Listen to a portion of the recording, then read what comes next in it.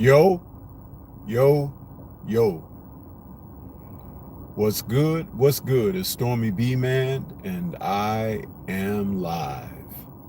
Shout out to the brother, Junior the Truth, and on the move for this Monday, October 27th,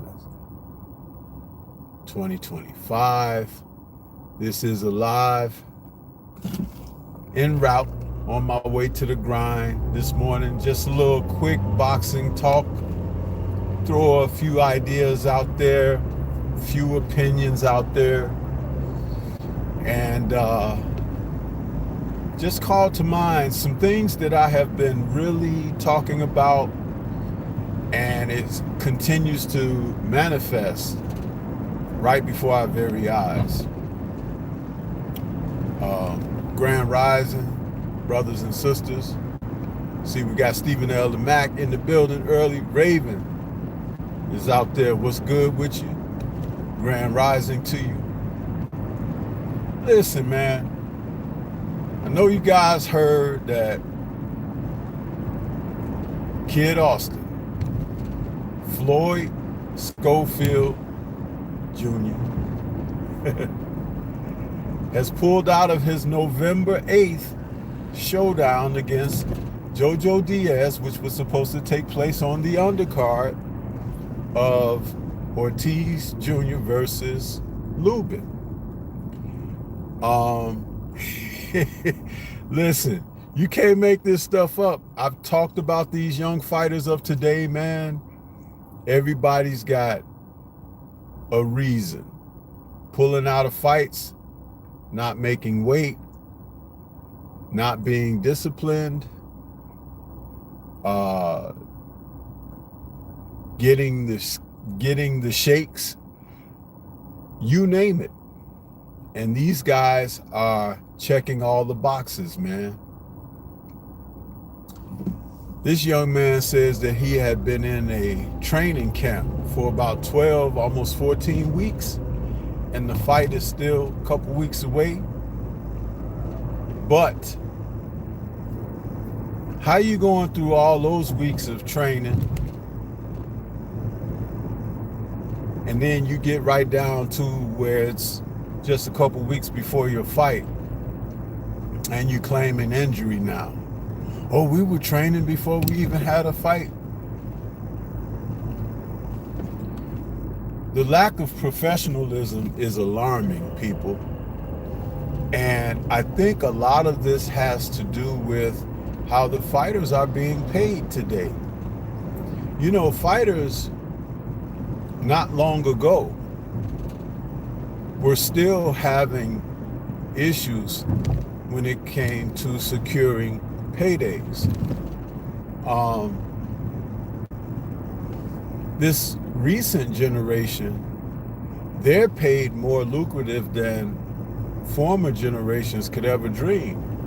And sometimes a guy that's fighting today, according to how they can be compensated, can live for 8-9 months off of a salary earned in a specific match, particularly if you are disciplined in your personal life and can handle your finances properly.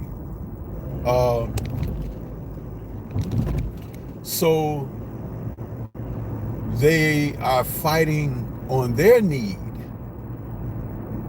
to earn, you know, not the fact that they're hungry. And this whole term about gotta feed the family, you're feeding several families off of some of the paydays that are being paid out in these times. But that doesn't mean that the efforts that you put out are matching. Do you think that fighters of bygone eras would like to pull out or decide that there's a particular matchup that they just don't want to take?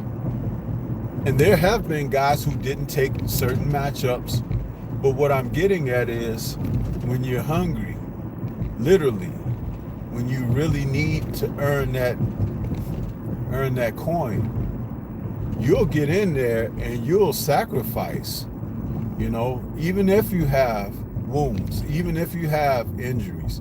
There have been fighters who've gone into fights with shiners, huh? And for those who don't know what shiners are, those are black eyes, swollen eyes. Julio Cesar Chavez allegedly took his fight against Oscar De La Hoya the first go-round, where he bled like a stuck pig. He allegedly took that fight with a really bad cut over his eye, suffered during his prep for Oscar. He didn't complain about it or anything, but Oscar happened to open it up. And Chavez bled so much, I thought that, the guy had opened up a dam of blood on his skull, Oscar did. So it can happen where guys can be injured, where they can sustain a serious setback in preparation for a match. But usually, in the old school way, guys sought to complete the process, to go through with their responsibilities. Razor Ruddock, who was known to throw one of the most fierce left hook / uppercuts in history. They called it the 45. Razor fought a number of fights where he had injured his right hand and he became totally reliant upon his vaunted left smash, they called it. And he talked about it. He didn't throw the right hand because he didn't want to. It was injured, and he actually had decent power in his right hand, but after sustaining the injuries through training, he wouldn't use the right hand as much, and he was using the power left. And the reason that he had the nickname Razor was because his left jab was razor sharp. It could cut you up and everything, but he began to turn it into a power punch, which served excitement for the viewers of the sport and built his aura and reputation as being a hard punching guy. Mike Tyson, coming out of 2 bouts with Razor, spoke about Razor's power. He said that after the first fight, he said, "Man, that's a hard punching SOB." And those were straight from the lips of Iron Mike. So what I'm getting at, and I'm talking about Schofield Jr. This young man, he's 23 years of age. Huh? I'm only 23. Too bad. Listen, man. Injuries and boo-boos, ouches, are a part of it. This is why you optimize your skill set, because you could injure the hand during the match. What are you gonna do? Call timeout and say, "Hey, I injured myself. I can't continue." We had a fight a little over a week ago where Ledard and what's the other gentleman's name from the UK? Was it Crockett? I'm trying to remember the gentleman's name, but he injured his shoulder during the fight, and he was trying to fight with that injured shoulder, but he ended up suffering a TKO loss. It can happen, and it can happen while the lights are on. This is why fighters in the great days and heydays of training in the gym, the coaches would put you through drills where you fought one-handed, sparred one-handed, even worked, rounds of using one hand that wasn't your favorite hand. If you're orthodox, they make you box southpaw. or not use the right hand for power, overemphasizing the left. If you're a southpaw, same thing. Not use the left and overemphasize the right jab. So these are things and drills that the coaches and trainers would put fighters through. And psychologically, when you would go into a match, you would have confidence in your abilities to be able to take care of business, because it was drilled in you to overlook your shortcomings. Meaning, like, your shoulder may be sore, your hand may be sore, your wrist.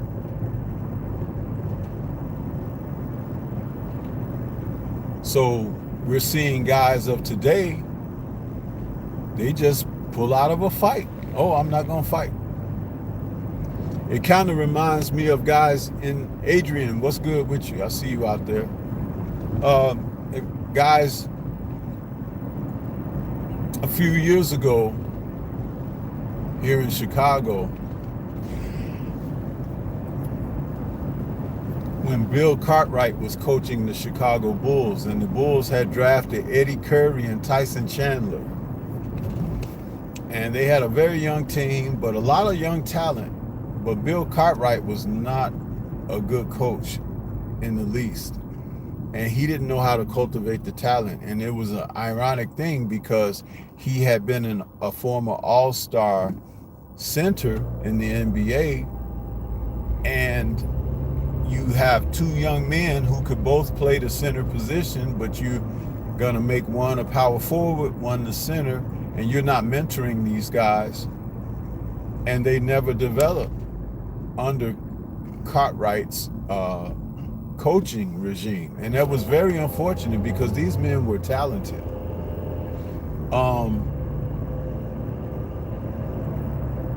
You need a strong coaching base, especially when you're talented, to cultivate that, to bring the best out of you. And not just because you're gifted, but because they want you to grasp not only fundamental property of what you're doing, but also the psychological understanding of what you're doing.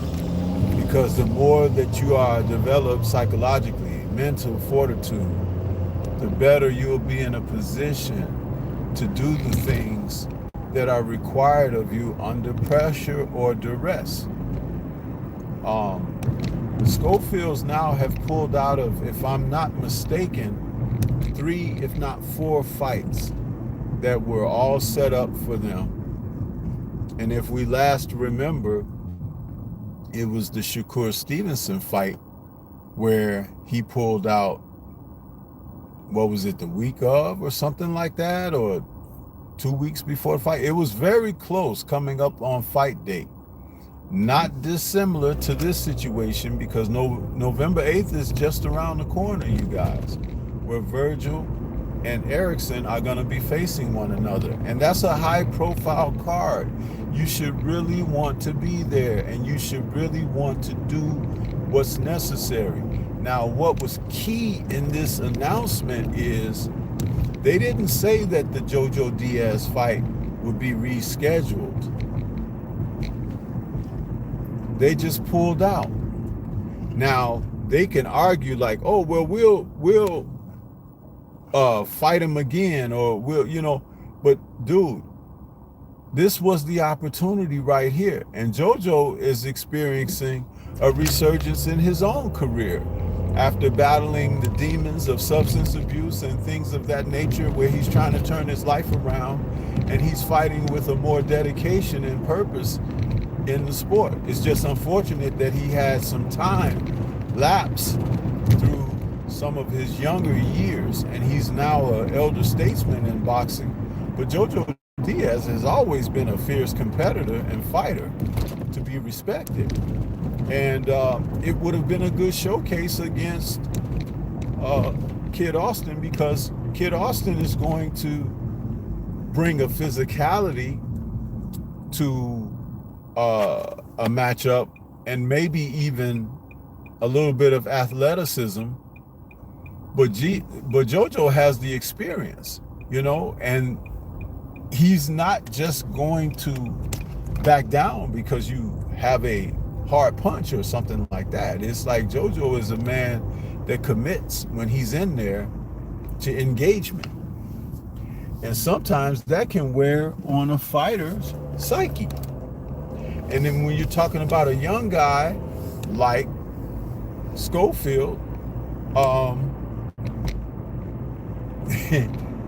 you recognize that just because you did Tevin Farmer the way you did him doesn't mean that you're going to do other fighters that way. You know what I'm saying? So it's something to be considered, you know? Salute to the brother, Black Martial Arts Society. I see you sent the Cash App donation. Thank you so much, brother. I can't change my screen to read my Cash App because sometimes when you do that, this thing disconnects from the live because I'm doing this live from my phone. So, but thank you so much, Black Martial Arts Society.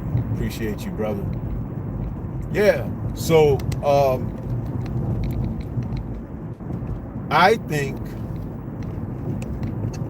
once again they may have gotten cold feet, man, and that's unfortunate because with the performance that he had over Farmer, it may have raised some eyebrows, but it also raised some questions. You know what I'm saying? Some questions meaning like, okay, is this guy here to, you know, kind of assert himself now or what? But this pullout kind of damages him again. You know, he did the same thing against Shakur.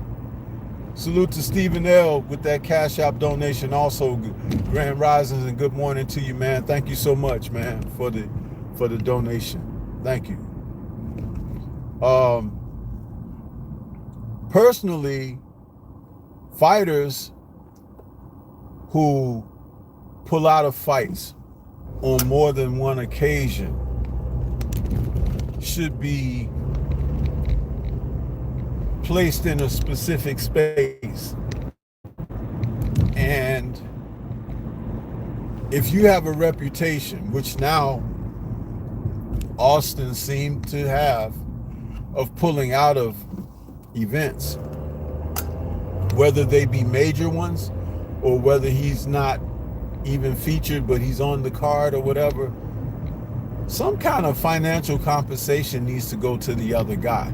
And I'll say why I'm saying that.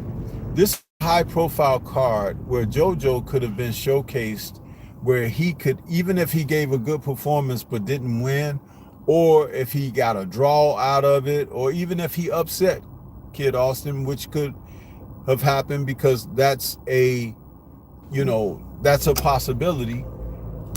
You hurt his financial opportunities by not, you know, going through with the process. CB Sports TV, Grand Rising to you, brother. Good to see you. Salute. Yeah. So this is more of someone losing out because of you. And also his dad made some kind of comments in an interview. I think it was Fight Hype. If it wasn't Fight Hype or if it was Fight Hub, I get the two mixed up sometimes. So shout out to who did the interview, Fight Hype or Fight Hub, where Senior was talking about we're supposed to get a title shot around the first of the year anyway. I think he said February or something like that. It's like, okay, so did you just pull out of this because it's close to the end of the year calendar wise and you figuring like, okay, we'll just go right into our so-called title shot? But who's guaranteeing this guy a title shot? I know he's supposed to be a #1 contender, But if I'm not mistaken, they shuffle those ratings around a lot. And because he's done this, that sanctioning body, they could even shuffle him out of the #1 contender situation. Or tell him he needs to fight someone and that'll take it away from him. So these fighters, they be moving poorly, man. Some of them get bad advisement. Some of them, and I do believe this is another case where the dad syndrome is affecting the fighter. And I don't like to say that because it's not always the case, but there have been more than an occasion where dad syndrome gets involved in the young fighter's career, and it does cause some misalignment. And you have to have accountability, man, and pulling out of major events. And I considered that Riyadh season opportunity where he was going to face Shakur, and this one where Ortiz Jr. and Lubin, those are major cards, man. You can't be pulling out on those cards because that's what's going to help promote your brand, help generate the interest in you as a fighter. You got to be ready, man. There are guys who have taken fights on short notice who didn't have full camps and gone through and stepped in and won and became enriched as a result of that type of participation. And here you are leaving events because of you got a boo-boo. Come on, man. DOG 215, what's good? He says he should be put on the shelf. Yeah, and you know what's interesting about that? DOG 215, he's put himself on the shelf, but then every time he does it, he and his dad come out and give these stupid interviews where they're talking a lot of double talk, or as brother Drew Titan say, word salad. You out there talking, you call yourself explaining whatever, but dude, there is no explanation. These guys be talking about, I want to fight 4 times a year, and then they give you 1 fight, maybe 2. And all the other times they pulled out, they faked injury, they had this going on, they had that going on. My goodness, man, what can anybody just get on a schedule and fight? The old guys used to fight several times in a month. A month. You think some of those guys didn't have hurt ribs and sore hands and eyes that hadn't healed and cuts that didn't heal already? And they get out there and they do what they do because it's their profession.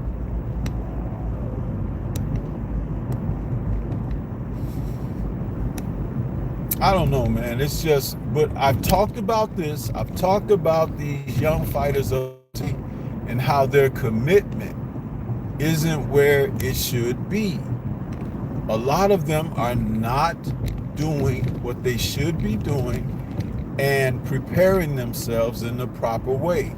And lastly, let me say this about fighters. He talked about, I like to try to kill my sparring partners in the gym.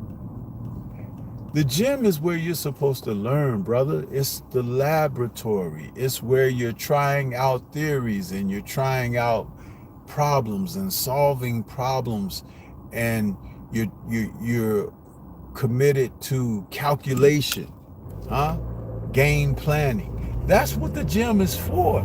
The gym is not for you to be trying to go to war with somebody. It's not. Because just because you beat a sparring partner up doesn't mean you're going to have an opportunity to do the same thing against whomever you're scheduled to box in the ring. Salute to the general out there early this morning. He says, good morning, family. What's good with you, General? Grand rising to you, brother. Welcome to STORMYBMAN Live and on the move. Shout out to Junior the Truth. I'm doing this live early, 78, Just had a little something to say about Kid Austin pulling out of another fight, man. Ridiculous. You know? But the young man says, yeah, he likes to try to kill his sparring partners. You know? But dude, sparring partners are paid people to be punched at by you. And some of them will not stay if only you are allowed to beat on them, but they can't do nothing back. You have to understand that the lab, the drawing board, where you're there to gain a more complete assessment of what your plans are facing your, scheduled opponent, that's where the investment is supposed to be, along with your natural, preparation as far as getting your weight together, your diet, your conditioning, exercise, your miles as far as your running and all of that. It's a complete process. No one should be thinking about getting in there beating up on sparring partners. What the hell is that?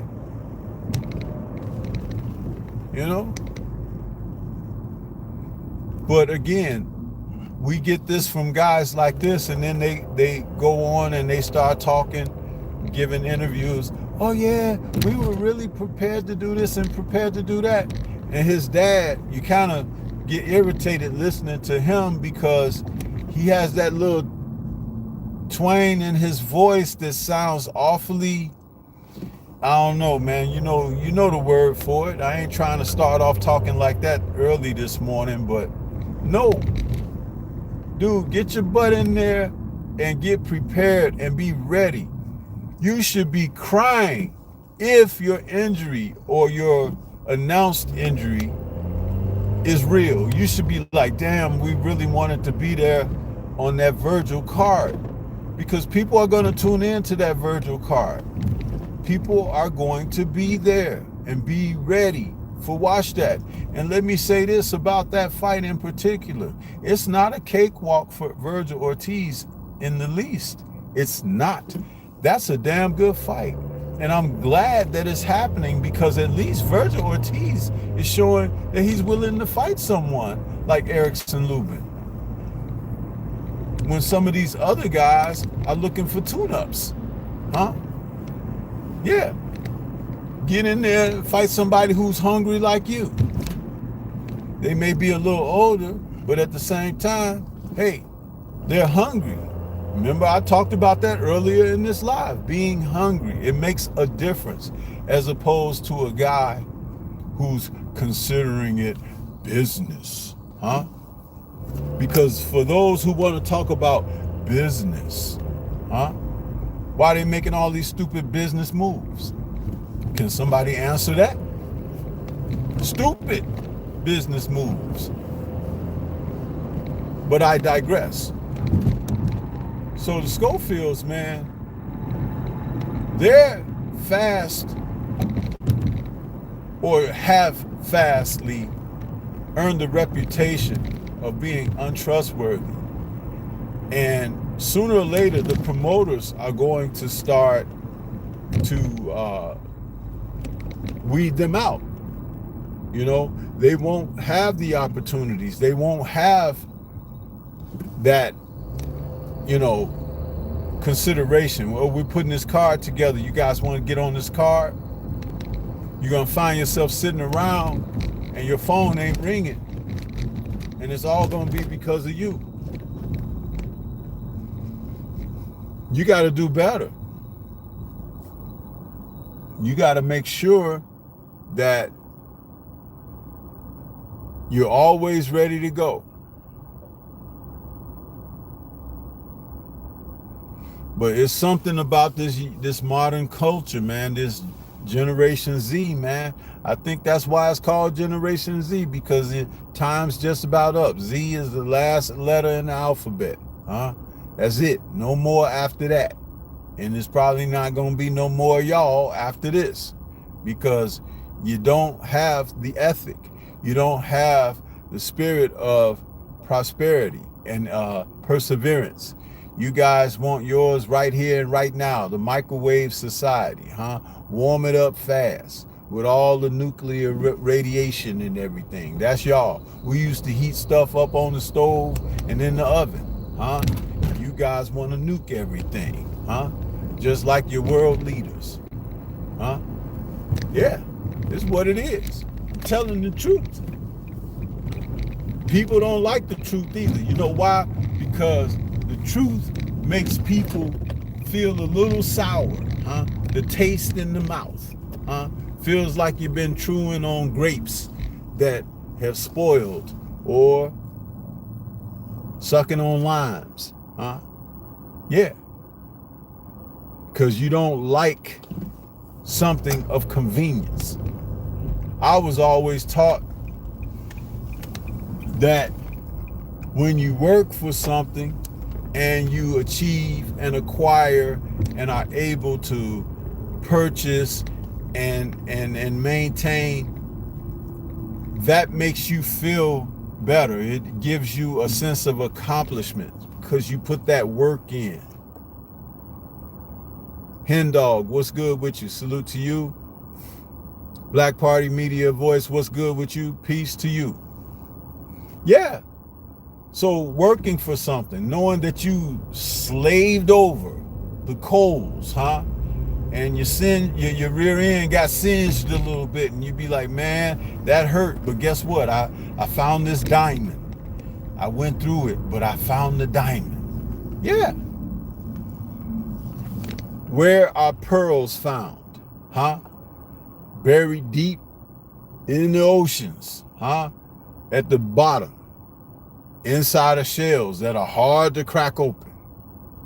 If they were just laying on the shore, people would be scooping them up and trying to, come on. That's Gen Z right there. They want the pearls on the shore. Why don't the pearls wash on the shore? Why we got to go deep scuba diving? Man, if you don't knock it off in my Bill Haney voice, it's like, what's wrong with these young folks, man? They have absolutely no desire to work for anything. None. And you kind of get on their case and everything, and they think, oh, boo-hoo, the world is falling apart.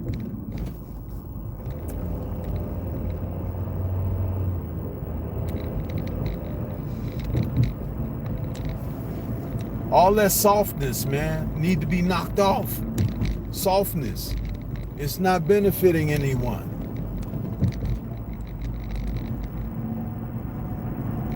That's why I kind of scoff. Like, you talk about the military, right? If we get into conflict and you need to send in soldiers, dude, I don't know about our soldiers, huh? Because they made it so now that, they're not as strong. That spirit, that mentality, everybody's taking antidepressants and shit like that. And what the fuck? Just like these fighters. I got a boo-boo, so I can't fight. I got to pull out the fight.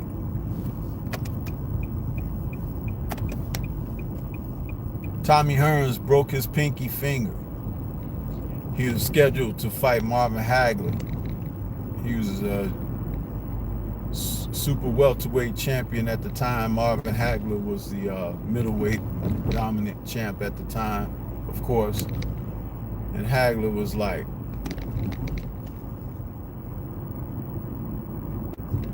he got a hurt pinky finger. Hagler was like, man, for what we getting paid, I'll cut that sucker off. And I think at the time Tommy was getting $1 million and Hagler was getting a little over $1 million.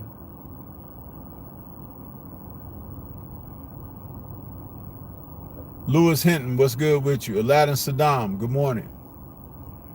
Yeah. Hagler was like, man, I'll cut that sucker off to take this fight.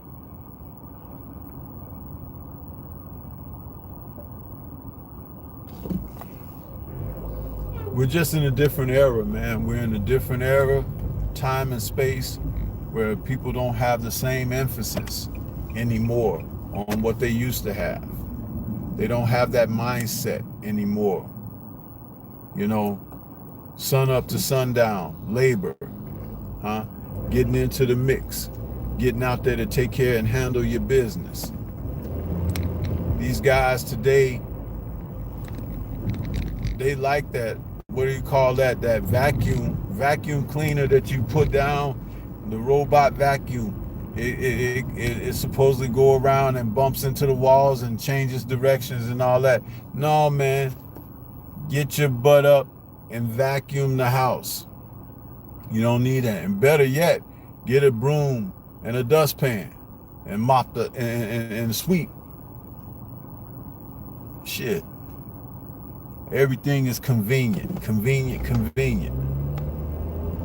we're falling apart. Schofield, he out here pulling out of fights. Other guys are itching for the opportunities for fights because they know that it can not only change their lives, but it could change their profile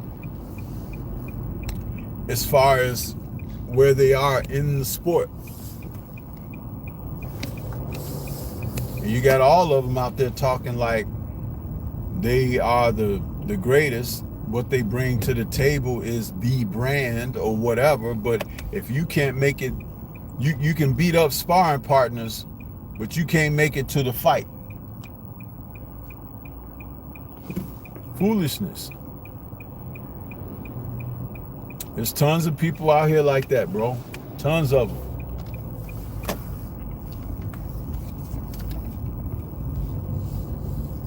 And some of the coaches and trainers, they're not telling them what they need to know. Coaches and trainers are supposed to tell them, hey man, what's that Adrian Broner was quoted saying, shut that soft stuff up? Yeah.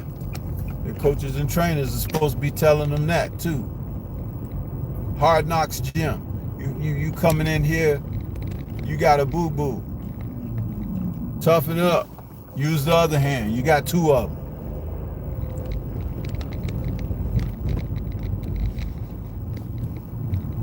But these guys, I'm telling you, they just, and I talked about them, the missing weight. I've never seen so many young fighters miss weight in boxing like in this present era.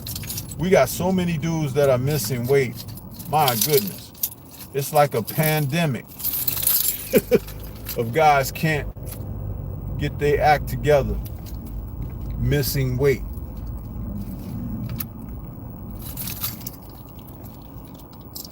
Yeah. What is that all about?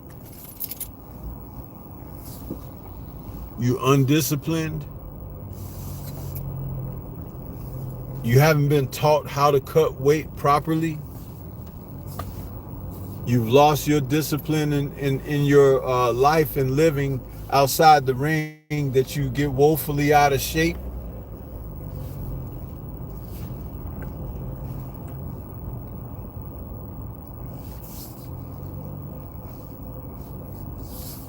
Excuses, excuses, excuses.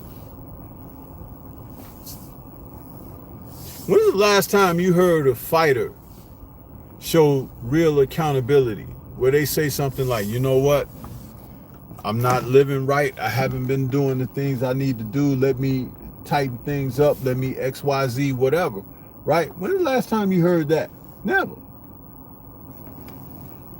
Never. You don't hear it. Because no one's holding them to that standard. Yeah. No one's holding them to that.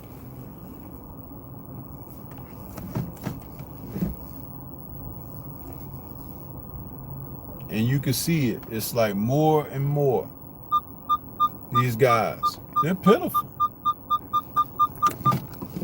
They are pitiful in what they do. And they get on social media and they be just as, happy people, like they, profiles and, fake love. Fake.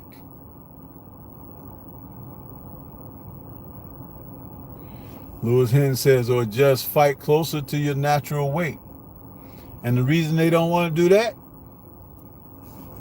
is because they want to have that rehydration advantage, which really isn't an advantage if you're not taking care of yourself properly. Hen Dog says, facts though. We got trainers out here that's not even really helping the fighters. There you go. There you go. Well, yeah, I came on just to talk about that a little bit. I'm listening, watching the interviews and stuff, and it's like, they talked about it like it ain't no biggie either, man. It's like, oh yeah, we got another fight coming up in January or whatever. But JoJo Diaz was in a camp too. He was preparing too. Probably preparing to put his feet all in your behind. And now he don't have an opponent. This is very unprofessional. I'll tell you what should be a suggestion to a lot of these guys out here.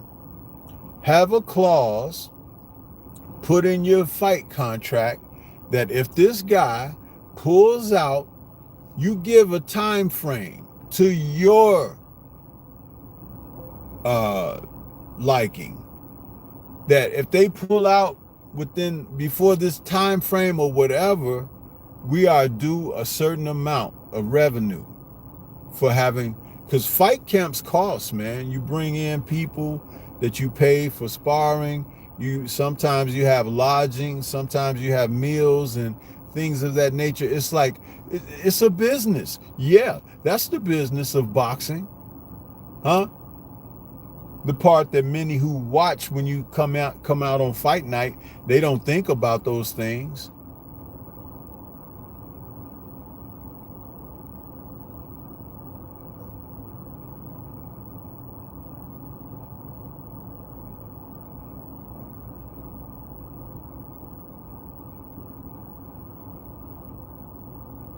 Yeah. Lewis Hinton says 100. Hen Dog says facts. David, a damn good fighter, but why hurt yourself when you could be at cruiserweight without hurting your body? Makes no sense. Hey, man.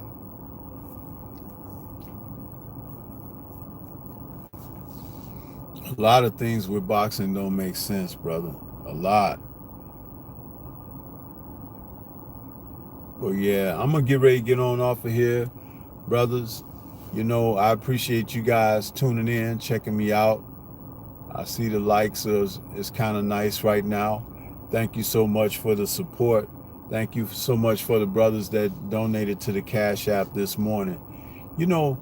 Sometimes a quick live like this is just to get some talking points out there or whatnot, and it is what it is. But I try to do that because I'm talk about the sport, right? And I ain't talking about the same old guys that some people be talking about.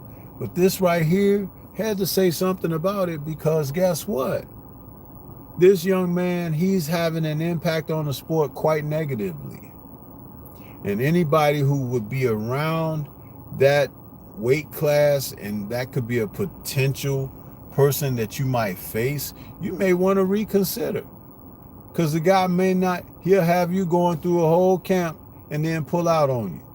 And then take pictures in the hospital with all types of tubes and IVs and face coverings and stuff, making it look like he on life support. Huh? You don't play boxing. You don't play boxing. Ratchet since 91. What's good with you? So thank you guys for tuning in, man. If you came in a little late, please roll it back and catch the replay, because it's a great point to have a conversation on, about fighters and their lack of focus and professionalism. Everything from going through these weights to pulling out of matches and everything, and close to the damn date too. That's another thing, right? And I'm sorry, because I gotta go, because I've arrived at my destination and I gotta get started on my grind for the day. But I'm gonna tell you that whole thing about it being close to the date, 2 weeks out, 2.5 weeks out, 1 week out, and these guys are pulling this stuff. No, man, there needs to be a severe penalty for that. Even if you fight again, your next purse, half of it or something, or a certain percentage of it should go to the guy you pulled out on. I bet you that stuff will stop. So, hey, Junior the Truth, what's good with you, brother? Grand Rising. So yeah, there needs to be something. Needs to be. Well, suspension is not going to help, Junior. You know why? And I'm telling you, when I say it, suspension ain't going to work, because half of these dudes don't fight frequently anyway. But you hit them where it hurts. That's why I said, when the next time the mug fight, give a percentage to the dude that he pulled out against. Yeah, that'll stop that. It'll stop it. They'd be like, oh, I gotta tough it out. Huh? Yeah. Antonio MMA, what's good with you? I ain't seen you in a minute. But yeah, that's gonna be it for me for this morning, man. If you, like I say, you guys came in a little late, you can roll it back and catch the replay. Just talking about Floyd Schofield Jr. pulling out against his November 8th scheduled opponent, which was JoJo Diaz, on the undercard of Virgil Ortiz Jr. versus Erickson Lubin. I think it was supposed to be the co-main or something, but it's very unfortunate that happened. So yeah. Okay, Junior, I hear you, bro. Yeah, and this was unscheduled. I just went live, but it takes a while for those notifications to go out sometimes. But yeah, I didn't have it scheduled. This was not a scheduled live. It's kind of a pop-up. So, but thank you guys. Appreciate your support. I want to say shout out to the mighty LDBC, and we will catch you guys on the next one. Peace to everybody. Have a blessed day, and stay on top of your game, man. Stay on top of your game.